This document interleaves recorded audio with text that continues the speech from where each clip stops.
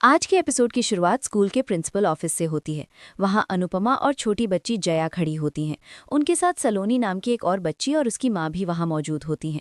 सलोनी की माँ बहुत गुस्से में होती हैं और सीधे प्रिंसिपल से शिकायत करते हुए बोलती हैं कि मैडम, हमें बिल्कुल नहीं पता कि यहाँ पर क्या चल रहा है। आप अभी के अभी कोई एक्शन लीजिए, क्योंकि कल मेरी बेटी घर पर रोते रोते आई थी और इस जया ने मेरी बेटी को पीटा था।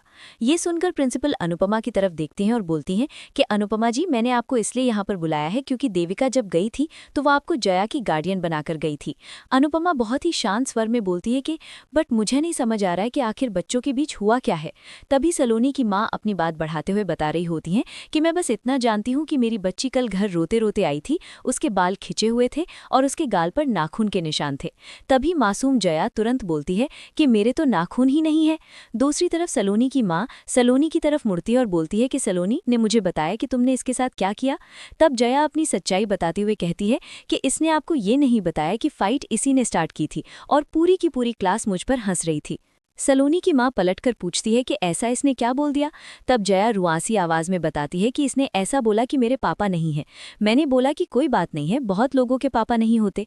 लेकिन फिर इसने ऐसा बोला कि मेरी मम्मा मुझे छोड़कर भाग गई है, लेकिन मेरी मम्मा मुझे छोड़कर नहीं भागी। ये मुझे बार बार बोल रही थी कि मैं अनाथ हूँ। इसने ये भी बोला कि अनुपमा मुझे छोड़कर चली जाएगी और कोई भी मुझे प्यार नहीं करेगा। जया अनुपमा की तरफ देखकर बोलती है कि अनुपमा, आपने मुझे सिखाया है कि चाहे कोई कुछ भी बोले, लेकिन मुझे किसी को मारना नहीं है, गंदी बच्ची नहीं बनना है। मैं इन लोगों को नहीं बोल रही थी कुछ भी, लेकिन ये लोग बार बार मुझे चढ़ा रहे थे, मुझे परेशान कर रहे थे। इसीलिए मैंने इसको चुप कराने के लिए सिर्फ एक बार इसको मारा था। इसीलिए मैं एक बार गंदी बच्ची बन गई। अनुपमा का दिल पसीज जाता है और वो बोलती है कि नहीं जया, तू गंदी बच्ची बिल्कुल भी नहीं है। तू बिल्कुल भी गंदी बच्ची नहीं है, तू अच्छी बच्ची है। तभी तो तुझे तेरी गलती समझ आ गई ना। तू एक बार सलोनी को सॉरी बोल दे। जया थोड़ा हिचकिचाते हुए बोलती है कि पहले इसने स्टार्ट किया था। अनुपमा प्यार से समझाती है कि पर तू अच्छी है ना, तूने इसको मारा, प्लीज एक बार सॉरी बोल दे। जया अपनी अनुपमा की बात मानकर बोलती है सॉरी सलोनी। सलोनी की माँ ये देखकर भी शांत नहीं होती और प्रिंसिपल को बोलती है कि मैडम, ऐसे बच्चे बिल्कुल भी नहीं सुधरते हैं। आज तो इसने सलोनी को मारा है, कल को किसी और को मारेगी। अनुपमा अपनी बात रखते हुए बोलती है कि मैडम, जया ने आपके सामने सलोनी को सॉरी बोला है, आप सलोनी को बोलिए ना कि वो जया को सॉरी बोले। सलोनी की माँ भड़क कर बोलती है क्या? अनुपमा भी मजबूती से बोलती है कि क्या क्या? मैं मानती हूँ कि जया ने गलती की है और उसने सॉरी भी बोल दिया, लेकिन आपकी बेटी भी कुछ कम नहीं है। उसने जया को जो कुछ बोला है ना, वो अगर किसी बड़े को भी बोल दे तो उसका दिल भी छलनी छलनी हो जाता है। मैं अपनी बेटी को उसकी गलती सुधारना सिखाऊंगी, लड़ाई करना नहीं सिखाऊंगी। लेकिन आज जो कुछ आपकी बेटी ने किया है, आप भी अपनी बेटी को सुधारिए कि वो ऐसी बातें किसी और को ना बोले। इस लड़ाई का इल्जाम सिर्फ जया पर नहीं है, आपकी बेटी पर भी है। सलोनी की माँ ताना मारते हुए प्रिंसिपल को बोलती है कि ये औरत है कौन? वैसे भी जया की माँ तो है ही नहीं। अनुपमा अपनी आंखों में स्वाभिमान लिए बोलती है कि मैं जया की माँ नहीं हूँ, लेकिन उसकी गार्डियन हूँ, उसकी अनुमा हूँ। अनुपमा सलोनी की माँ को चेतावनी देते हुए बोलती है कि देखिए, अगर आपका दिल दुखा है तो कोई बात नहीं, मैं सॉरी बोल रही हूँ, लेकिन अगर कोई मेरी जया का दिल दुखाएगा तो वो मैं बर्दाश्त नहीं करूंगी। अनुपमा ने सलोनी की मांग को करारा जवाब तो दे दिया है, लेकिन क्या बात यहीं खत्म हो जाएगी या कोई नया बखेड़ा खड़ा होगा? फिर सीन बदलता है और कोटरी हाउस में राही और प्रेम बातें कर रहे होते हैं। प्रेरणा राही के पास आती है और उसको प्यार से बोलती है कि तुम अच्छी लग रही हो। राही मुस्कुराते हुए बोलती है कि ये सूट तुमने ही तो मुझे गिफ्ट दिया था। प्रेरणा हंसते हुए बोलती है कि इसे मेरी रिश्वत समझकर ही रख लो। राही हैरान होकर पूछती है कि किस बात की रिश्वत? प्रेरणा बोलती है कि मुझे इतना बर्दाश्त करने की। तभी वहां पर घर की मुखिया मोटी बा आ जाती हैं। मोटी बा बहुत परेशान और गुस्से में होती हैं और बोलती है कि चाहे कितनी ही पूजा करवा लो, लेकिन जो संकट है वो दूर होता ही नहीं। प्रेम अपनी मोटी बा को खुश करने के लिए उनके पास आता है और बहुत ही प्यार से बोलता है कि अरे मेरी सुंदरी, आप जब गुस्सा करती हो तो क्यूट लगती हो, लेकिन जब स्माइल करती हो तो बहुत ज्यादा अच्छी लगती हो। प्लीज एक बार स्माइल कर दो। मोटी बा मुंह फेर कर बोलती है कि मुझे नहीं स्माइल करनी। प्रेम फिर भी कोशिश करता है और बोलता है कि प्लीज एक बार स्माइल कर दो। आज हम दोनों मिलकर आपकी फेवरेट आइसक्रीम खाने के लिए चलेंगे और हम दोनों के बीच आज कोई भी नहीं आएगा। ना बाबा ना, मुझे इनके सामने आकर अपनी इंसल्ट नहीं करवानी। मोटी बा थोड़ी पिघल जाती है और बोलती है कि अच्छा ठीक है, अब तुम भी अपने पति के साथ ही मिल गई। प्रेम मोटीबा से जिद करते हुए बोल रहा होता है कि प्लीज। तब मोटीबा फाइनली हंसने लग जाती हैं और बोलती हैं कि ठीक है, मैं तुम्हारे साथ चलूंगी, और वो प्रेम को खुशी से हग कर लेती हैं। प्रेम और राही सब लोग खुश हो जाते हैं। प्रेम अपनी मोटी बा को समझाते हुए बोलता है कि मोटी बा, आप ऐसे ही हमें गुस्सा कीजिए, थोड़ा बहुत लड़ाई कीजिए, लेकिन प्लीज आप हमसे नाराज मत होया कीजिए। दूसरी तरफ प्रेरणा राही को बोल रही होती है कि प्रेम जितना अपनी फैमिली से प्यार करता है उतना ही तुम्हें प्यार करता है। राही सहमति जताते हुए बोलती है कि हाँ, तभी तो मैं बोलती हूँ ना कि मैं बहुत ज्यादा लकी हूँ। प्रेरणा उसे पूछती है कि शाम को कॉफी पीने चले।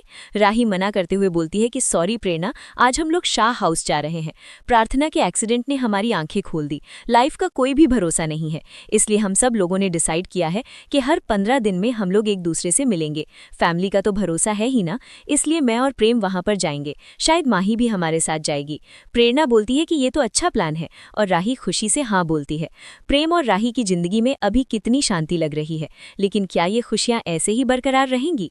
उधर स्कूल में अनुपमा अभी भी खड़ी होती है और वो जया और सलोनी इन दोनों के कानों पर अपने हाथ रख लेती है ताकि बच्चे बड़ों की कड़वी बातें ना सुन सके। इसके बाद वो सलोनी की मॉम और प्रिंसिपल को बहुत ही गहराई से बोल रही होती है कि जब पत्थर को बार बार चोट लगती है ना, तो पत्थर भी टूट जाता है। ये तो फिर है ही बच्ची का दिल, जब पत्थर टूटता है तो वो भी चुभता है। आप सोचे ना कि जया के दिल पर क्या बीती होगी। क्या मेरी जया से कोई भी माफी नहीं मांगेगा? बच्चों को स्कूल में दाखिला इसीलिए दिया जाता है ताकि बच्चों को माँ बाप की हैसियत के अनुसार ना परखा जाए। बच्चों को बराबर हर चीज के लिए मौका दिया जाए। मेरी जया को भी मौके मिलने चाहिए। मेरी जया को गरीब, अनाथ, बेचारी ये सब कुछ सुनना पड़े। क्या इसके लिए इससे कोई भी माफी नहीं मांगेगा? सलोनी की माँ अपनी गलती मानने के बजाय बोलती है कि आप तो अपना लेक्चर स्टार्ट कर रही हैं, आप देख रही हैं ना ये बदतमीजी कर रही हैं। लेकिन प्रिंसिपल अनुपमा का साथ देती हैं और बोलती हैं कि अनुपमा जी ने कोई बदतमीजी नहीं की है। प्रिंसिपल सलोनी की तरफ मुड़कर सख्ती से बोलती हैं कि सलोनी, तुम्हें पता है ना तूने जया के साथ गलत किया है, चलो जया को सॉरी बोलो। सलोनी अपनी गलती मानते हुए जया को सॉरी बोल देती है। जया भी बहुत ही समझदारी से बोलती है कि सलोनी, तू मेरी फ्रेंड है, तूने मुझे मारा तो मुझे मार सकती है, लेकिन तूने मुझे जो बोला वो मैं कभी नहीं भूलूंगी। सलोनी अपने कान पकड़कर दिल से सॉरी बोलती है। जया तुरंत बोलती है इट्स ओके, और इसके बाद वो अपने दोस्त को प्यार से गले लगा लेती है। अनुपमा ये देखकर मुस्कुराती है और बोलती है कि बच्चे तो मासूम होते हैं, ये तो 2 मिनट झगड़ते हैं फिर 2 मिनट बाद साथ आ जाते हैं। प्रिंसिपल हामी भरते हुए बोलती है कि अनुपमा जी, आपने मेरे मुंह की बात छीन ली। इसके बाद प्रिंसिपल सलोनी की मां को कड़े शब्दों में बोलती है कि सलोनी ने जो भी वर्ड्स जया को बोले हैं वो हम स्कूल में नहीं सिखाते, वो घर से ही ये सीख कर आई है। आप भी घर पर अपनी बच्ची का ख्याल रखिएगा। इसके बाद प्रिंसिपल जया और सलोनी को समझाते हुए बोलती हैं कि अगर कोई भी बुली करता है, कोई भी कुछ बोलता है, तो आपको सबसे पहले अपनी क्लास टीचर को जाकर बताना है। इतना कहकर वो उन दोनों बच्चों को वहां से अपनी क्लास में जाने के लिए बोलती हैं। अपनी बेइज्जती महसूस करके सलोनी की माँ वहां से चली जाती है। इधर प्रिंसिपल अनुपमा की तारीफ करते हुए बोलती हैं कि अनुपमा जी थैंक यू, जया को इतना कुछ सुनना पड़ा, लेकिन फिर भी आपने ये नहीं बोला कि सारी की सारी गलती सलोनी की है। अगर सारी पेरेंट्स आपके जैसे हो जाए ना, तो स्कूल के आधे इश्यूज ऐसे ही सॉल्व हो जाएंगे। अनुपमा बहुत ही विनम्रता से बोलती है कि मैडम, अगर सारे शिक्षक आप जैसे हो ना, तो फिर हमारे लिए भी काम आसान हो जाता है। माँ बाप के लिए बच्चे हीरे होते हैं, लेकिन उनको तराशने का काम आप लोग करते हो। हमारे समाज में तो गुरु को भगवान के समान माना जाता है। बच्चों की परवरिश में गुरु का और माता पिता का योगदान होता है, और दोनों किसी भी कीमत पर कोई भी गलती नहीं कर सकते। अनुपमा भावुक होकर बताती है कि मैडम, मैं ज़्यादा पढ़ी लिखी नहीं हूँ, मैं भी टीचर बनना चाहती थी, लेकिन ये मौका मुझे मिला ही नहीं। प्रिंसिपल उसे सम्मान देते हुए बोलती हैं कि अनुपमा जी, आप जो भी कर रही हैं बेस्ट कर रही हैं। देविका जी और आपकी दोस्ती की तो मिसाल होनी चाहिए। देविका जी ने अपनी बेटी की सारी जिम्मेदारी आपको दे दी, वो आप पर इतना ज़्यादा भरोसा करती हैं, और आपने भी उनका भरोसा बिल्कुल नहीं तोड़ा और जया को बिल्कुल अपने बच्चों की तरह रखा। अनुपमा जी, आपको और देविका जी को जया पर और अपनी दोस्ती पर गर्व होना चाहिए। अनुपमा खुशी से बोलती है कि हमें बहुत गर्व है और ये सब कुछ कान्हा जी की कृपा है। इसके बाद अनुपमा वहां से चली जाती है। दूसरी तरफ बाबूजी और बा को एक साथ वक्त बिताते हुए दिखाया जाता है। वो दोनों बाहर की तरफ आते हैं और पेटीज खाने के लिए रुकते हैं। तभी यहाँ पर एक गजरे वाली औरत आती है और वो बहुत ही मीठेपन से बोलती है कि दादू, आप दादी को डेट पर लेकर आए हो तो गजरा भी ले लो। बा पैसों की चिंता करते हुए बोलती है कि वैसे भी पेटीज पर खर्चा हो गया है, गजरा लेने की जरूरत नहीं है। लेकिन बाबूजी मुस्कुराते हैं और बोलते हैं कि हमने एक प्लेट ही तो ली है, गजरा भी ले लेते हैं। बाबूजी प्यार से बा के लिए गजरा ले लेते हैं और खुद अपने हाथों से से बा के बालों में गजरा लगाते हैं। बा बहुत ही भावुक होकर बोलती है कि आजकल मुझे ऐसा लगता है कि हमारा रिश्ता है ना बदल गया है। जैसे कि तभी बाबूजी उनकी बात पूरी करते हुए बोलते हैं कि जैसे कि हम पति पत्नी से पहले दोस्त बन गए हैं। बाबूजी आगे कहते हैं कि अनुपमा बोलती है ना हर रिश्ते में दोस्ती होनी चाहिए ताकि रिश्ता थोड़ा और ज्यादा मीठा हो जाए। बा मुस्कुराकर बोलती है कि हाँ, और इस मीठे से शुगर भी नहीं होती। वैसे हमने एक प्लेट से दोनों ने खा लिया है, हम बच्चों के लिए भी कुछ पैक करा लें। बाबूजी बहुत खुश होकर बोलते हैं कि अनुपमा ने बोला है कि हर भाई बहन को 15 दिन से मिलना चाहिए। भाई बहनों में झगड़ा तो होता है लेकिन प्यार भी बना रहता है। बाप बोलती है कि और ये प्रथा राही ने चालू रखी है। और वैसे भी आजकल ये एआई चल रहा है। एआई भले ही फोटो बना दे लेकिन जो गीले शिकवे होते हैं ना वो गले लगाकर ही खत्म किए जाते हैं। फिर बा अचानक गंभीर हो जाती है और घर की तंगी के बारे में बोलती है कि हम पाई पाई करके पैसे बचा रहे हैं। आपको क्या लगता है हम जस्सी के सारे पैसे लौटा पाएंगे? हमने अपनी बेटी की सहेली से पैसे उधार तो ले लिए हैं लेकिन हम पैसे तो चुका देंगे लेकिन उसका एहसान कभी नहीं चुका पाएंगे। बाबूजी उन्हें दिलासा देते हुए बोलते हैं कि अगर भगवान ने बुरे दिन दिखाए हैं तो अच्छे दिन भी दिखाएंगे। हमसे जितना बन रहा है हम कर रहे हैं और वैसे भी पॉडकास्ट से भी तो हमें कुछ पैसे मिल जाएंगे। बाकी चिंता कम नहीं होती। वो बोलती है कि लेकिन घर चलाना बहुत ज़्यादा मुश्किल है। अगर बच्चों ने 1000 रुपये मांगे ना तो भी हम नहीं दे पाएंगे। बाबूजी प्यार से समझाते हैं कि हाथ तंग है लेकिन दिल हमेशा खुला रहेगा, सब ठीक हो जाएगा। बाबूजी ने भले ही बा को समझा दिया है लेकिन गरीबी का ये साया शाह परिवार का पीछा कब छोड़ेगा? आज के एपिसोड की कहानी आगे बढ़ती है और रास्ते में अनुपमा की साइकिल की चेन निकल जाती है।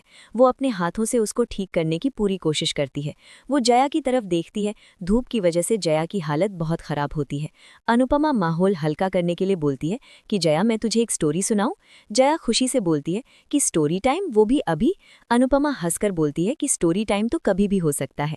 अनुपमा उसे अपनी और देविका माँ की पुरानी यादें बताती है कि मैं आज तुम्हें बता दूंगी कि मेरी और तुम्हारी देविका माँ की दोस्ती कैसे हुई। वो बताती है कि जब हम स्कूल में थे ना तो तुम्हारी देविका माँ को ऐसा लगा कि मैंने उसकी चोटी का रिबन खोल दिया है। जब हम लोग रिबन नहीं बांध कर जाते थे ना तो हमें ऐसे घुटनों पर बैठना पड़ता था और तुम्हारी मम्मा को पनिशमेंट मिली। उसको ऐसा लगा कि मैंने ही ये सब कुछ किया है। फिर देविका ने मेरी रिबन खोल दी और मेरी पूरी की पूरी चोटी खराब कर दी। फिर मैंने भी उसकी चोटी खराब कर दी। अनुपमा आगे बताती है कि हम दोनों ऐसे करके झगड़ रहे थे लेकिन इसके बाद देविका और मुझे पता चल गया कि उसका रिबन मैंने नहीं खोला था, वो तो क्लास की मॉनिटर ने खोल दिया था। जया बीच में बोलती है कि बैड मॉनिटर। अनुपमा भी हंसकर बोलती है कि हाँ, बैड मॉनिटर। उस बैड मॉनिटर से लड़ने के लिए मैंने और तुम्हारी मम्मा यानी देविका ने एक टीम बनाई और हम दोनों दोस्त बन गए। हम दोनों ने मिलकर उसके पूरे हफ्ते तक रिबन खोल दी ताकि उसको एक हफ्ते तक पनिशमेंट मिलती रही और तेरी मम्मा और मैं आज तक दोस्त बने हुए हैं। अनुपमा जया को बहुत ही गहरी बात समझाती है कि जो पक्की दोस्ती है ना वो बड़ी मुश्किल से मिलती है, तो कभी भी हमें अपने दोस्तों से दोस्ती नहीं तोड़नी चाहिए। जया तुरंत बोलती है कि मैं सलोनी से कभी भी अपनी दोस्ती नहीं तोड़ूंगी। अनुपमा प्यार से बोलती है शाबाश।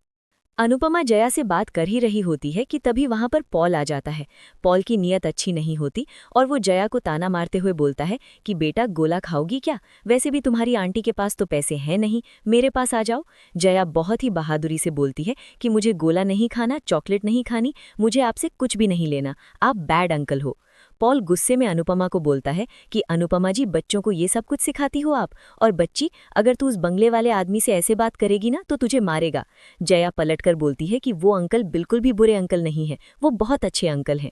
पॉल चिढ़कर बोलता है कि बच्चों को इतना भी नहीं बोलना चाहिए और अनुपमा जी, तुम्हें समझ नहीं आ रहा क्या? ये पॉल का एरिया है, यहाँ से जल्दी निकल जाओ।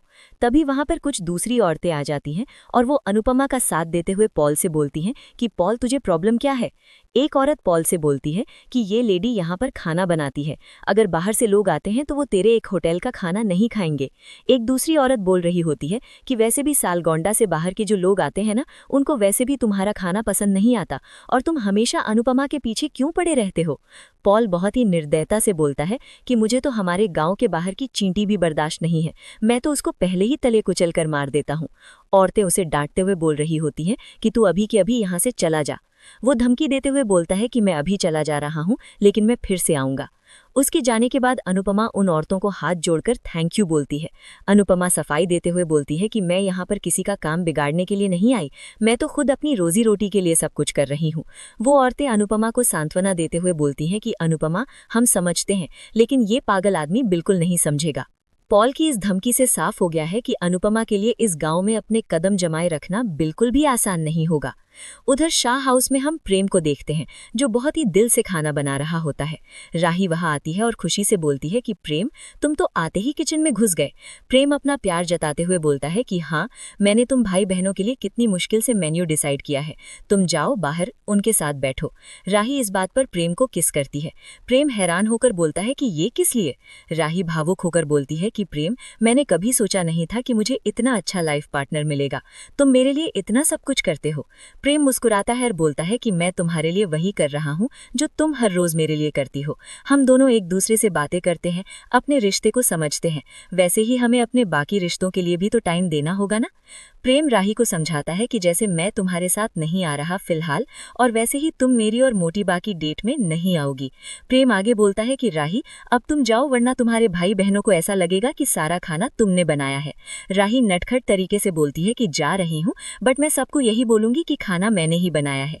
प्रेम उसे जाते हुए देखकर बोलता है कि राही, जब भी तुम खुश होती हो ना तो मुझे बहुत अच्छा लगता है। दूसरी तरफ जस्सी अंश के पास आती है। वो बहुत ही प्यारे अंदाज में बोलती है कि तुम भाई बहन ऐसे ही गेम खेलते रहोगे या फिर कुछ और भी करोगे। वैसे मैं तुम लोगों के लिए लस्सी बना सकती हूँ, जस्सी की फेमस लस्सी। वैसे मुझे राही ने बताया कि प्रेम सारा खाना बना रहा है, लेकिन मैं तुम सब लोगों के लिए इतना तो कर ही सकती हूँ। जस्सी के हाथ की लस्सी पीकर तुम लोग और भी ज्यादा स्वीट बातें करोगे। अंश जस्सी की तरफ देखता है और बोलता है कि थैंक यू जस्सी, तुम मेरी फैमिली के लिए इतना कुछ कर रही हो। जस्सी उसे रोकते हुए बोलती है कि प्लीज अंश, ये बार बार थैंक यू मत बोला करो। जब मैं मुंबई में थी तो मुझे अपनी फैमिली की बहुत याद आती थी। फिर मैं अनुपमा से मिली, और जब अनुपमा मेरे साथ थी तो अनुपमा ने मुझे यही सिखाया कि फैमिली तो हम कहीं भी बना सकते हैं, और जब भी मैं तुम लोगों को एक साथ देखती हूँ ना तो मुझे बहुत अच्छा लगता है। अंश पुरानी यादों में खोकर बोलता है कि मुझे अनुमा की बहुत याद आती है। जस्सी बात बदलते हुए बोलती है कि जाओ बाकी लोगों के साथ बैठकर बातें करो। जस्सी अकेले में मन ही मन सोच रही होती है कि अंश, जब भी तुम स्माइल करते हो ना तो मुझे बहुत अच्छा लगता है। जस्सी के दिल में जो अंश के लिए भावनाएं जाग रही हैं, क्या वो कोई नया मोड़ लेकर आएंगी। फिर सीन बदलता है और अनुपमा और जया को उस चिलचिलाती धूप में पैदल चलते हुए देखा जाता है।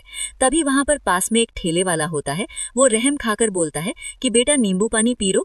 अनुपमा खुददारी से बोलती है कि नहीं, मैं घर जाकर बना लूंगी। ठेले वाला इंसानियत दिखाते हुए बोलता है कि देखो बेटा, पैसों की कोई बात नहीं है, गर्मी इतनी है, पी लो।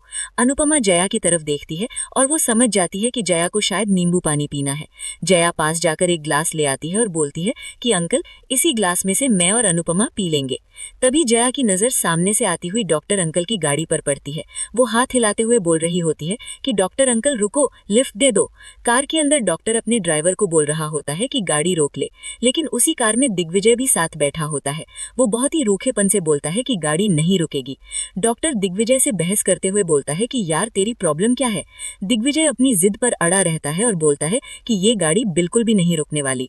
डॉक्टर उसे इंसानियत का वास्ता देता है कि देख, बच्ची ने लिफ्ट मांगी, इतनी गर्मी पड़ रही है, ऊपर से उनकी साइकिल ठीक नहीं है, लेकिन फिर भी तूने उनकी हेल्प नहीं की, बेचारी बच्ची। दिग्विजय कड़क आवाज में बोलता है कि वो बेचारी नहीं है, वो बहुत स्मार्ट है।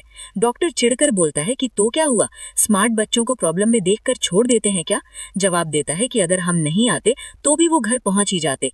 डॉक्टर उसे समझाता है कि लेकिन फिर भी हम आए हैं तो उसकी हेल्प कर ही सकते थे, वो लोग तेरे घर में रह रहे हैं।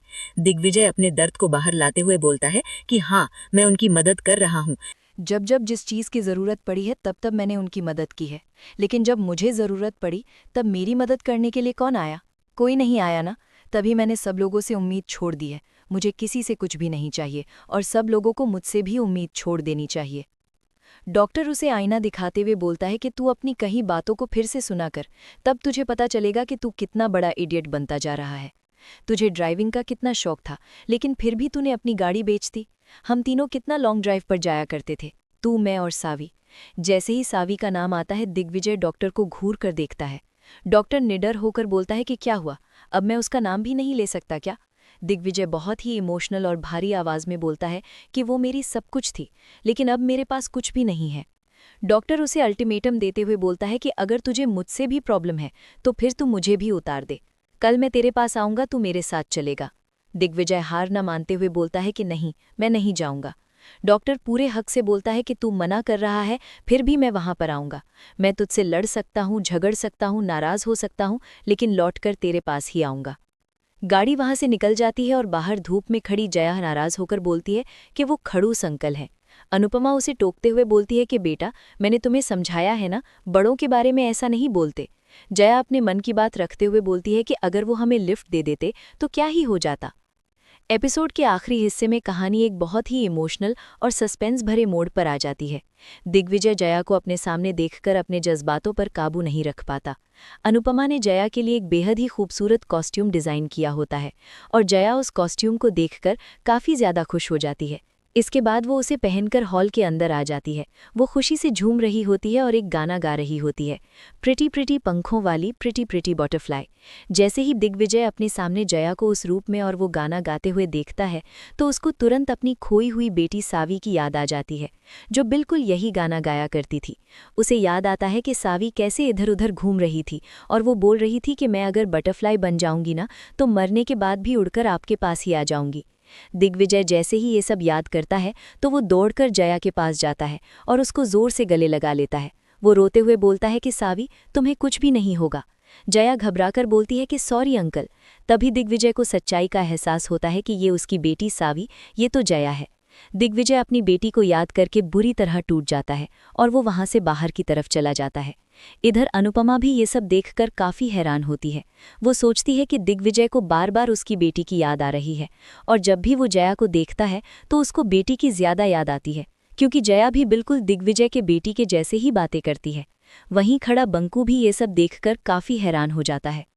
दूसरी तरफ अनुपमा जिंदगी की जद्दोजहद में लगी होती है। वो सोच रही होती है कि फिलहाल मुझे अपने काम के लिए जाना होगा। अनुपमा उस घर के पास पहुंच जाती है जहां पर उसको काम मिला था, लेकिन दरवाजे पर आते ही वो औरत अनुपमा से बोलती है कि तुम यहां पर काम नहीं कर सकती।